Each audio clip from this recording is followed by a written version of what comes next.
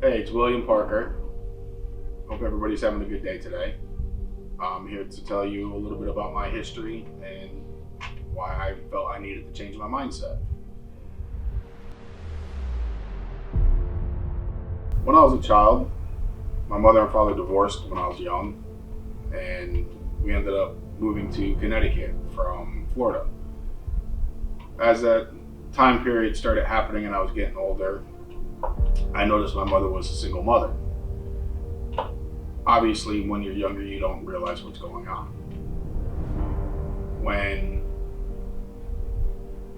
I became around the age of 10, 11 years old, I started doing a lot of my own going out, getting in trouble, dealing with the wrong people, looking for a father figure because I didn't have one. I didn't know who he was. Um, my mother struggled a lot trying to pay bills, trying to make ends meet, trying to make food hit the table for every day, let alone Thanksgiving, Christmas, birthday, stuff like that. So it was always a struggle growing up. Watching her struggle like that, I never realized what she was actually doing or what she was actually trying to accomplish. I never really did see my mother because she was always working or she was at school trying to better herself to have a better life for us. I took that for granted and kind of didn't feel wanted. I felt alone. I felt mistreated at times because she wasn't there to be able to help support me mentally or emotionally on certain things. So as I grew older, I just got more and more into trouble. Got arrested, stole cars. I did some pretty dumb stuff.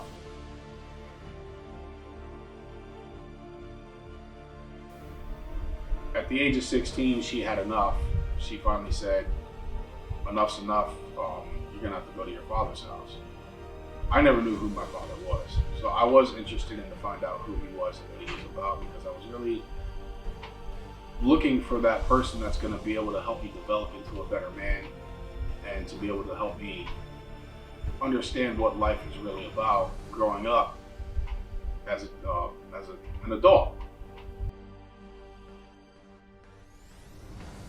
When I got to Florida, the first interaction wasn't the greatest, obviously because I got into a bunch of trouble. He was upset with me because of the things I did, the way I treated my mother, and how I ended up having to go live with him. Not knowing that he had another wife and other kids already. So that started building a slight bit of resentment in me because you left my mother and now you started a whole nother life with another woman with kids and everything else, but you never contact us or talk to us. So I didn't even know he was even alive, to be honest with you. And when I was growing up with him, he always had a lot of rage, a lot of jealousy, a lot of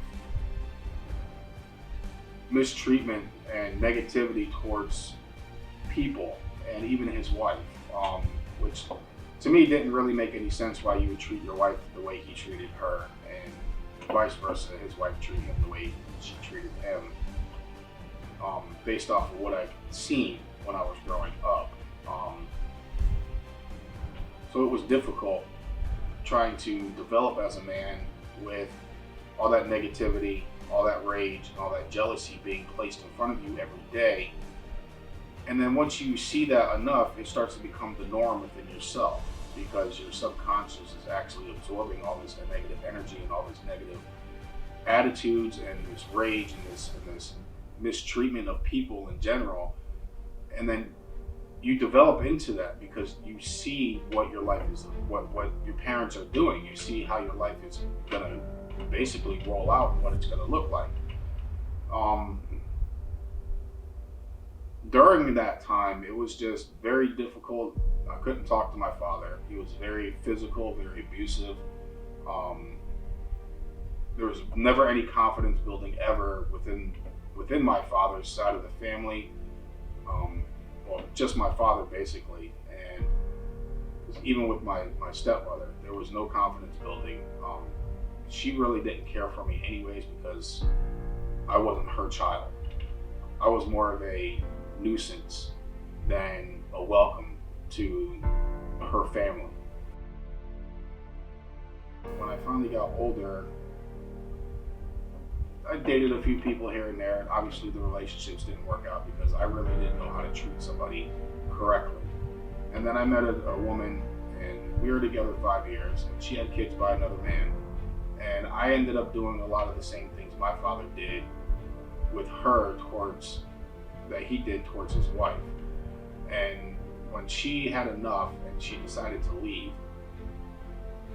it destroyed me because I didn't know what I was doing wrong. I thought everything that I was doing was normal. I thought everything I was doing was a part of a relationship. And when I realized that it wasn't, it was the day that she said that she was leaving and she packed up and she left. I had come to find out that the way I am and the way that I've developed has to change immediately. I knew it wasn't going to change immediately, but it had to change immediately. If it didn't change, then I don't know where my future would be at all. Growing up, I was so afraid of my father. It was unbelievable. You should never be afraid of your parents the way I was afraid of my father. I attempted suicide multiple times because I didn't want to deal with his rage or his anger or his resentment towards people or his negativity towards people.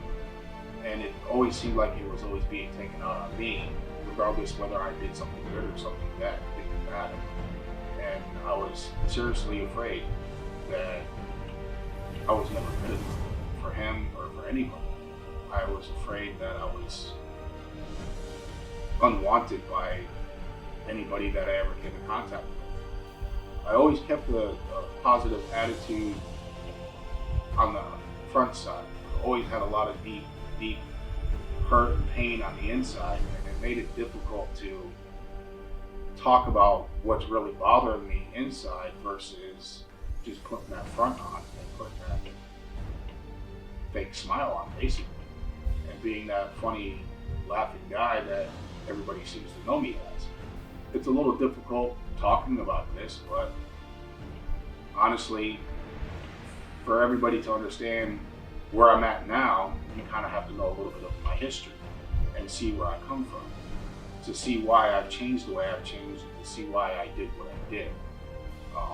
My ultimate goal is to let people know that even though you may be going through something like I did or something similar to what I've gone through and dealt with some of the stuff that I've dealt with, or even all the same stuff that I've dealt with, there's no reason for anybody to ever treat you or doubt you that way or make you feel like you don't deserve to even live. There's no reason for that at all. The only thing that I can tell you would be to try to change your situation the best you can within the area that you're in if you're still stuck in a similar situation, and get yourself around positive people. Get yourself around people that are not negative, that are not against you, or you feel like they're against you, or anything in that nature. It's difficult to change it. I know. Trust me, I know. It's very difficult to try to change that situation.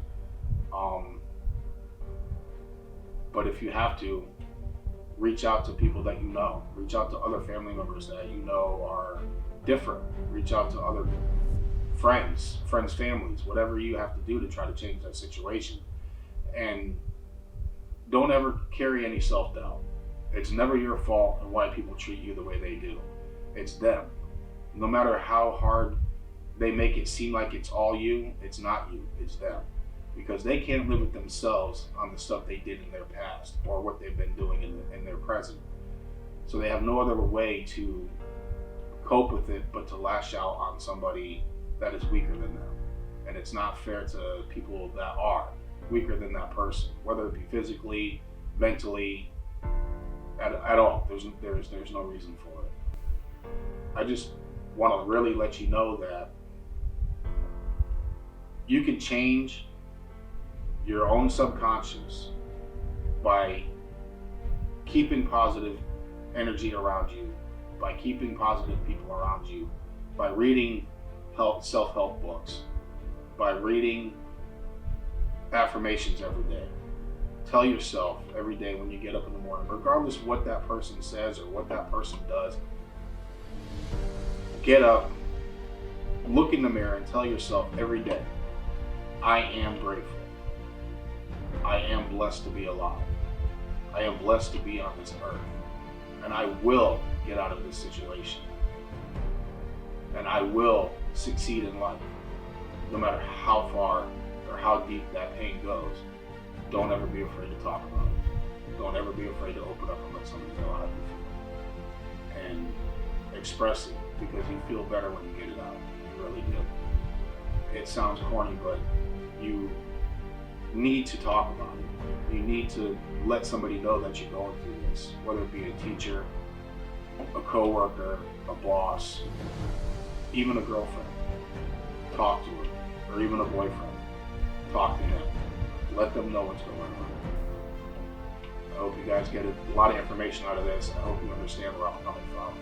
And I hope you understand why I feel like I needed to change my mindset. I hope you guys have a good night. Please like and subscribe, and we'll see you on the next one.